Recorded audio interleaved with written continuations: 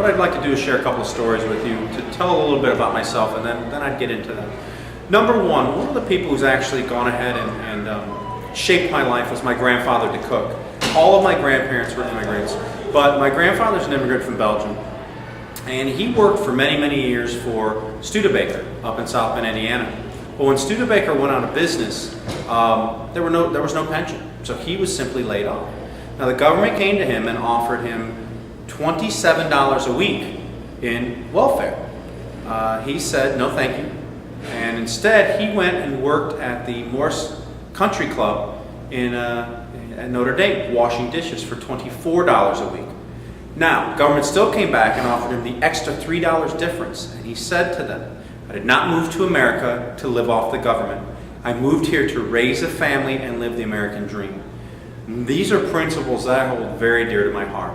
A second story. My wife's entire family are Cuban immigrants. She's a first-generation American. And there's actually two stories that I want to convey. The first one is, I've known her uncle now for 12 years. The entire time I've known her. He was actually brought over from Cuba on a plane. 6'3", about 90 pounds. He was a skeleton when he got here, no teeth. After he kissed the ground, we took him home. And after getting a good meal in him, he said, I'm going to go for a walk. And people said, well, you don't know anybody, where are you going? He said, don't worry, I'll be back. He came back that night with the job to paint somebody's house. He went out the next day and got 5 more.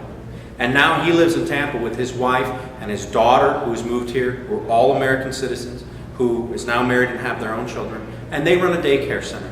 This is the American dream. But one more story I'll share with you is my wife's mother, my mother-in-law. 2 years ago, when we were starting to see these election cycles, Myra's mother called her up and was very quiet on the phone. And Myra said, what's wrong, Mom? She said, you know what, Myra? This is Cuba all over again. Cuba all over again. And people just don't see it and know it. So why did I get in the race? Well, one of the reasons why I got in the race was, everyone says because I was upset and because we need to do things better and I'm tired of the way things are. If you don't believe in that, you should not be a candidate at all. You should be upset. You should be invigorated. You should want to help your country. The reason why we got involved in this race is because of my practical experience. I have 15 years of experience in public administration. I've been a 3-time assistant city manager and a 2-time city manager in 3 emerging cities in South Florida.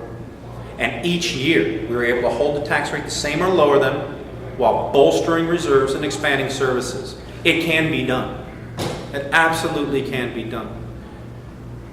The second half of my 15-year career was actually spent in the private side of government, where we would contract out. We would create and manage local governments, municipalities, as well as special taxing districts. And I've been involved in the administration of over 150 special taxing districts throughout the state of Florida, as well as I've administered, I've actually managed 50 community development districts, as well as helping create numerous ones. And I've handled hundreds of millions of tax dollars every single year successfully. Now, I'm here today in Volusia County as part of District 33. And unfortunately, I'm the only candidate that's shown up. I think that's a travesty. No matter where your district is, no matter where it covers, you need to be a representative. You need to be available to the people so that they can talk to you and they can go ahead and express their ideas. As a matter of fact, I'm the only candidate, not only in my race, the only one I know of that holds a weekly conference call. Every Monday at 7 p.m. There's a conference call. The numbers are on the cards that you have. You can call in and ask me any question you want. But more importantly, this is why I say it's a shame. Because I don't just represent District 33. I represent Central Florida. As a matter of fact, I represent all Floridians. And the decisions that your representative make not only affect you and your district, they affect everybody else. Now, finally, people ask me, wow, you seem to have a lot of experience and knowledge.